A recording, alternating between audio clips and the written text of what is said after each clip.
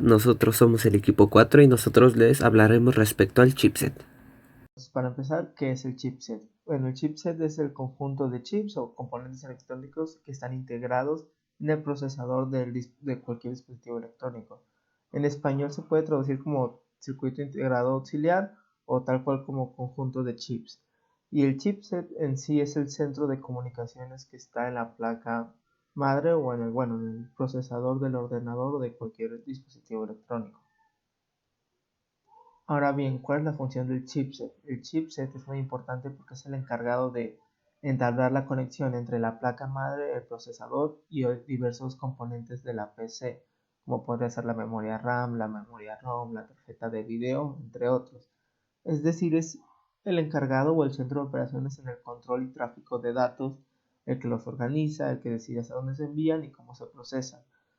También determina qué modelos de componentes son compatibles con tu ordenador o con tu computador, porque si el chipset no puede organizarlos o controlar el flujo de datos de este componente específico, pues no será compatible con tu computadora.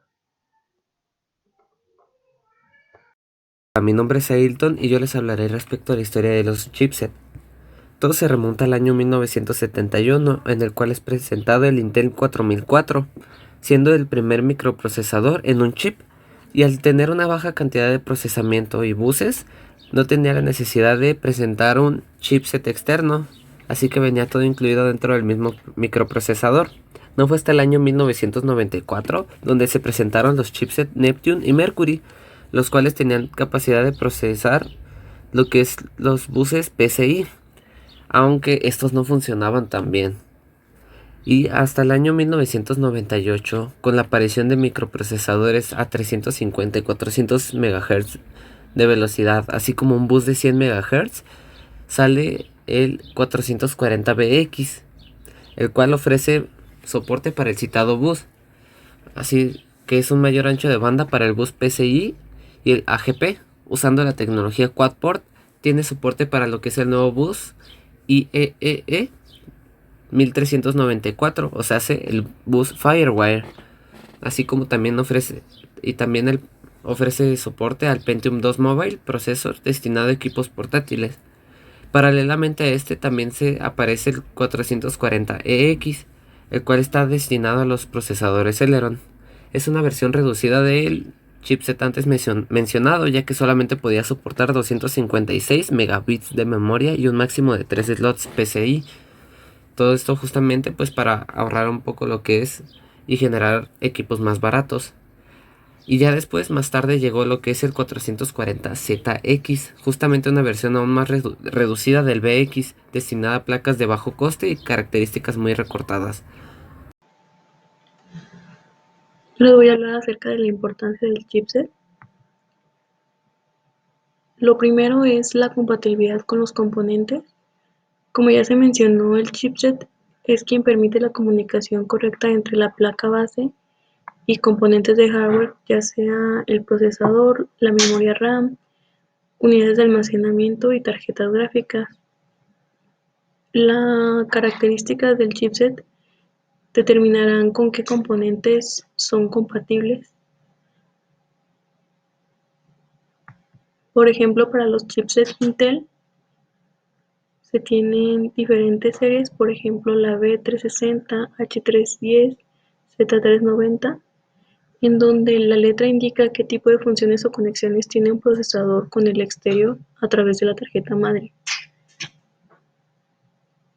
Y el número o el rango del número nos indica con qué generación de procesadores es compatible la tarjeta. Por ejemplo, para las series 90 y 80 son compatibles con cuarta y tercera generación.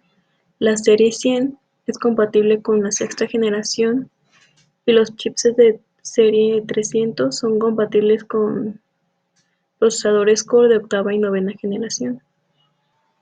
Además, el número indica el nivel de conexiones que más o menos tendrá.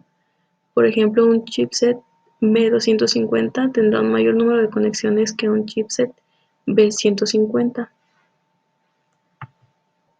El chipset Z370 de Intel Cuenta con 24 pistas PCI Express 3.0. Es compatible con SATA 3 y tiene conectividad de hasta 14 conexiones USB 2.0 y hasta 3 conexiones 3.0. Tiene conectividad M2, SATA Express y RAID.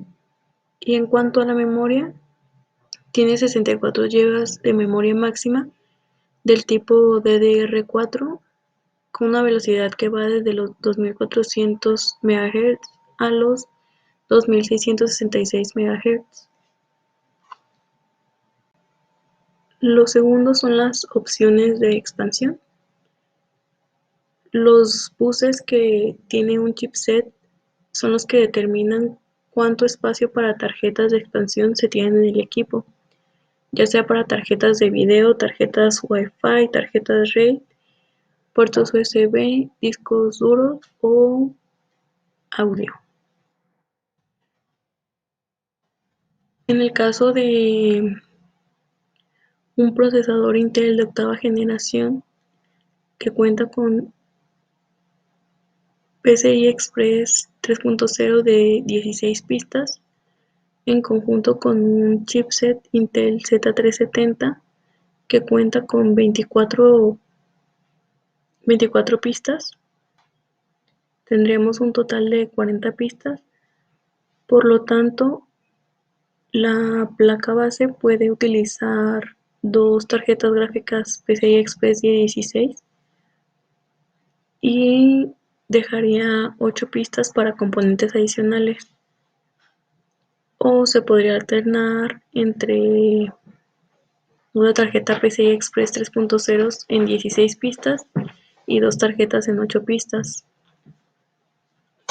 Además se pueden tener muchas tarjetas de expansión, como por ejemplo dos tarjetas gráficas, un sintonizador de TV y una tarjeta Wi-Fi, asegurándose siempre que la CPU y la placa madre tengan las suficientes pistas para admitir las tarjetas que se quieran agregar.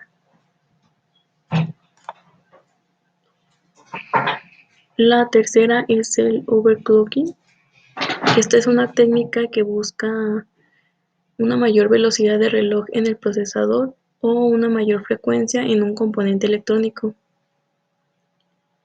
Esta opción solo está disponible para ciertos procesadores que lo tienen desbloqueado, por ejemplo los procesadores de la serie Z de Intel, y estos pueden requerir algún firmware para tenerlo habilitado, además de que deben tener los controles necesarios en su Wi-Fi o BIOS para aumentar la velocidad del reloj de la CPU.